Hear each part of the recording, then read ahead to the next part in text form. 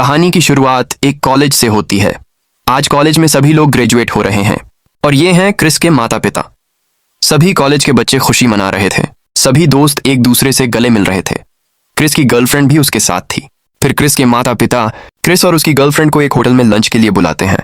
Hotel में और भी लोग ग्रेजुएट होने की खुशी में शोर मचाते हुए अंदर आते हैं। तभी लंच करते समय क्रिस के माता पिता उसे एक गिफ्ट देना चाहते हैं। क्रिस पूछता है, क्या गिफ्ट है? उसके माता पिता कहते हैं, उस पुरानी कार को छोड़ दो, हम तुम्हें एक नई कार देंगे। लेकिन क्रिस सीधे मना कर देता है। वह गुस्से में कहता है कि उसे किसी भी चीज की जरूरत नहीं है। फिर क्रिस अकेले चलने का एक जोखिम भरा रास्ता चुनता है। उसे सबसे अलग और अकेले रहना पसंद था। वह अपने साथ कुछ किताबें रखता है और अपने सारे आईडी कार्ड, लाइसेंस आदि काट कर जला देता है। फिर वह अपनी पुरानी कार लेकर अकेले निकल जाता है। क्रिस का मानना था कि हर चीज पैसे से नहीं खरीदी जा सकती, जैसे कि खुशियां। क्रिस एक सुनसान रेतीली जगह पर कार पार्क करके उसके अंदर सो जाता है। लेकिन जब वह उठता है तो देखता है कि रेत का बहाव तेजी से उसकी कार की तरफ आ rहा है। अगली सुबह वह अपनी कार का नंबर प्लेट निकाल देता है और अपने पास के सारे पैसे भी जला देता है। फिर वह पैदल आगे बढ़ता है और एक कॉम्प्लेक्स में जाकर ब्रश करता है। वहीं वह अपना नया नाम रखने का फैसला करता है और अपना नाम एलेक्स रख लेता है। वह आगे बढ़कर एक घने जंगल में घूमने लगता है। वहां का सुंदर नजारा, शांत माहौल और कुछ जानवर उसे दिखाई देते हैं। जंगल से निकलकर वह आगे बढ़ता है और एक वैन के पास जाकर लिफ्ट मांगता है। उस वैन में 2 कपल्स रहते थे। क्रिस उन्हें अपना नाम एलेक्स बताता है। रात में वह उनके साथ बातें करता है और अपने बारे में बताता है। सुबह होते ही वह उनसे विदा लेकर आगे निकल जाता है और वे दोनों उसे मिस करने लगते हैं। आगे चलते हुए वह एक जगह बैठकर सेब खाने लगता है और उससे बातें करने लगता है। वह खुद को क्रिस सुपर ट्रैम्प कहने लगता है। दूसरी ओर पुलिस उसकी गाड़ी तक पहुंच जाती है और उसके घर वालों को बताती है कि क्रिस ने जानबूझकर गाड़ी छोड़ी है और उसके साथ कोई जबरदस्ती नहीं हुई। क्रिस नहीं चाहता कि कोई उसे ढूंढे। आगे चलकर क्रिस को एक सुनसान जगह में एक पुरानी बस दिखाई देती है।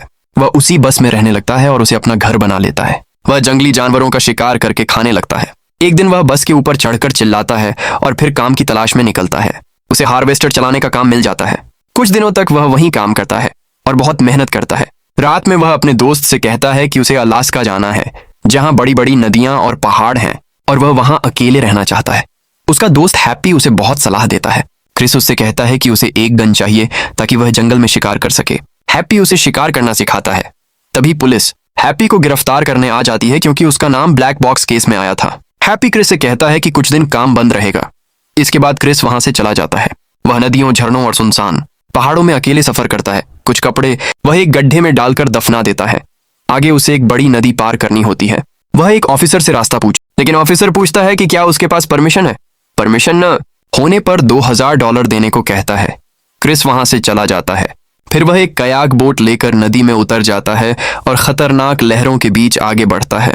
वह खुद को सुपर ट्रैम्प कहकर खुश होता है। आगे कुछ कपल्स उसे देखते हैं और उससे दोस्ती कर लेते हैं। वे उसे मैक्सिको जाने की सलाह देते हैं और बताते हैं कि वह 200 माइल दूर है।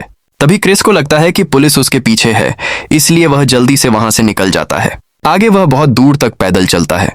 फिर एक मालगाड़ी ट्रेन पर चढ़ जाता है और गाना गाने लगता है। काफी दूर जाकर वह ट्रेन से कूदकर शहर में पहुंचता है।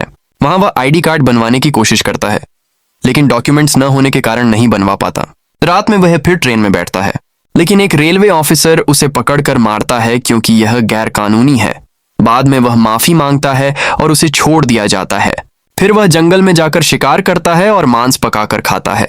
एक दिन वह एक बड़े जंगली जानवर को मार देता है, लेकिन मांस पर मक्खियां और कीड़े लग जाते हैं, जिससे वह गुस्सा हो जाता है। आगे वह शहर में अपने पुराने दोस्तों से मिलता है और कुछ दिन उनके साथ रहता है। एक लड़की उससे दोस्ती करती है और उसे अपने कमरे में बुलाकर संबंध बनाने के लिए कहती है, लेकिन क्रिस मना कर देता है।